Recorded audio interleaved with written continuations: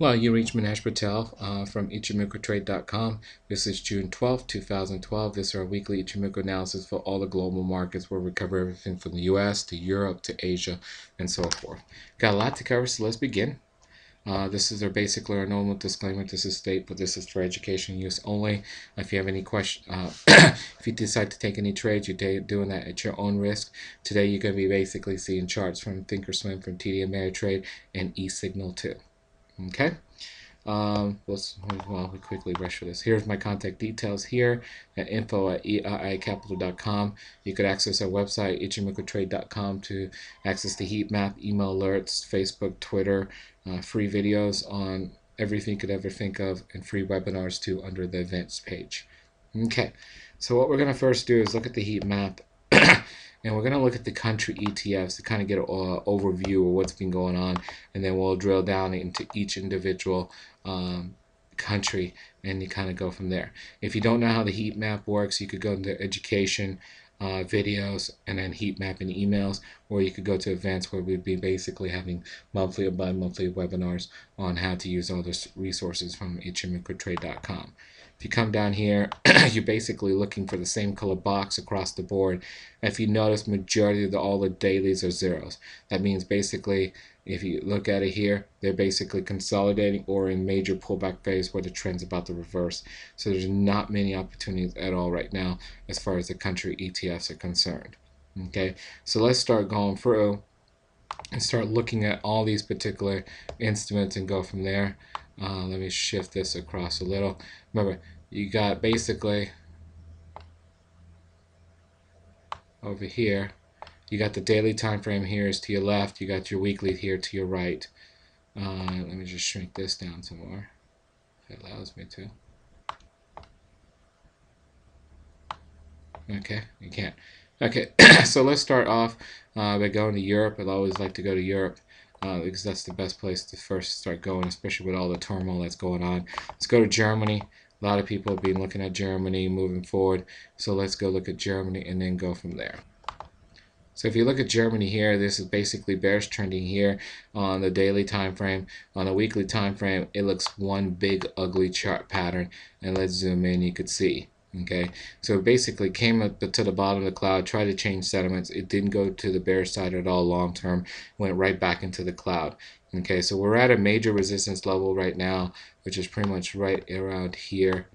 Okay, which is right around this level right here, which is base 62.532 as a major resistance level right now, and until we break that, this thing is still bearish trending as far as daily is concerned. It does have a potential of going down.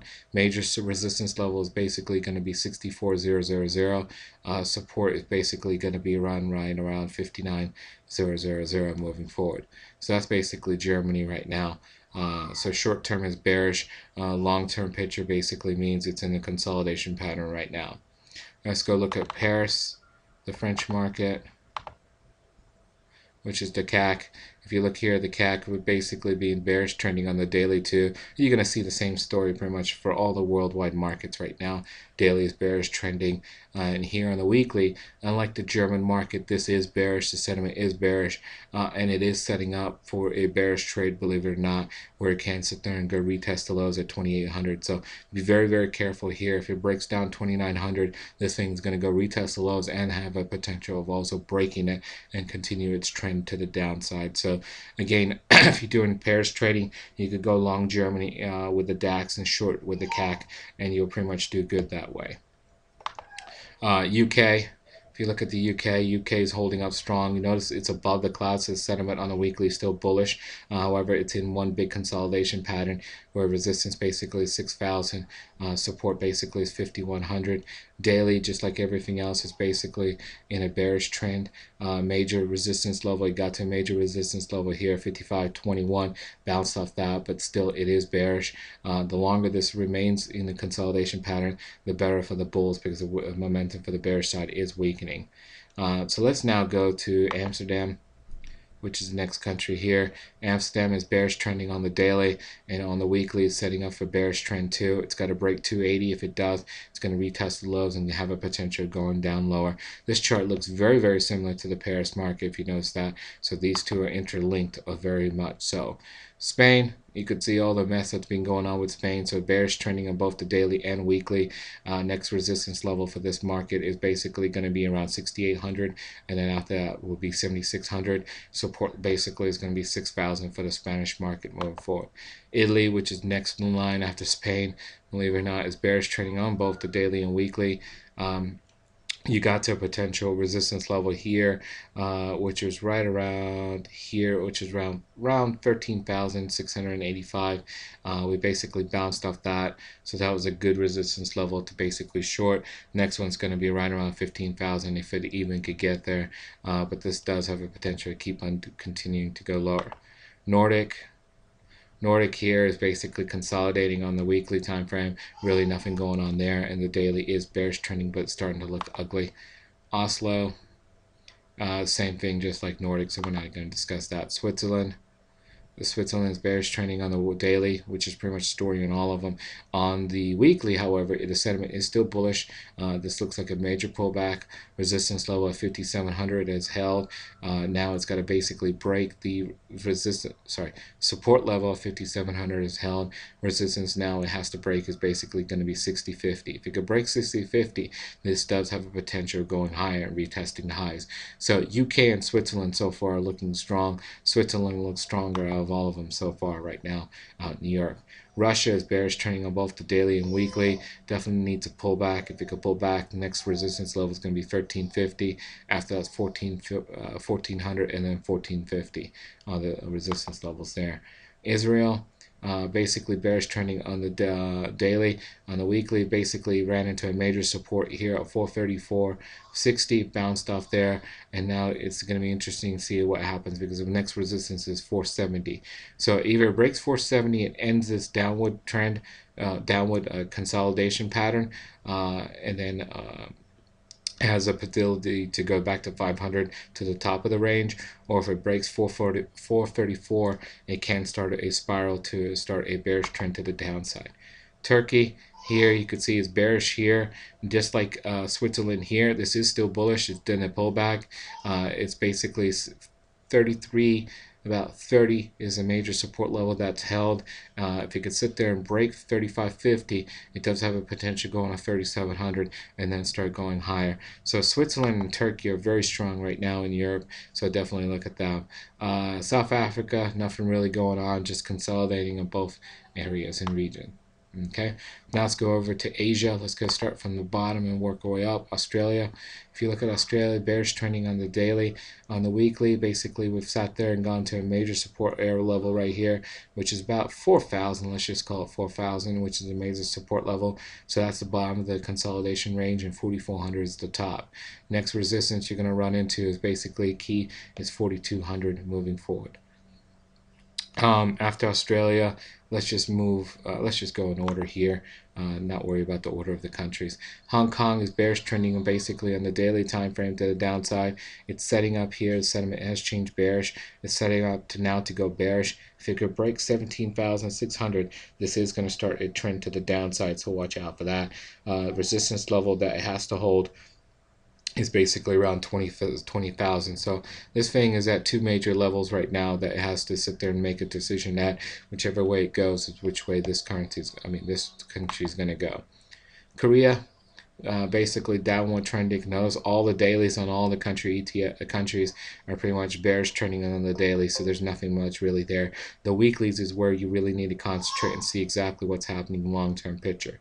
This one basically got to support 235, bounced off there, and does have a potential now to go back to the top of the middle of the range, which is around 250, and then if it breaks that, it does have a potential to go to 272, which is the top of the range. Japan, basically got hit this week. You could see bearish trending here on the daily time frame.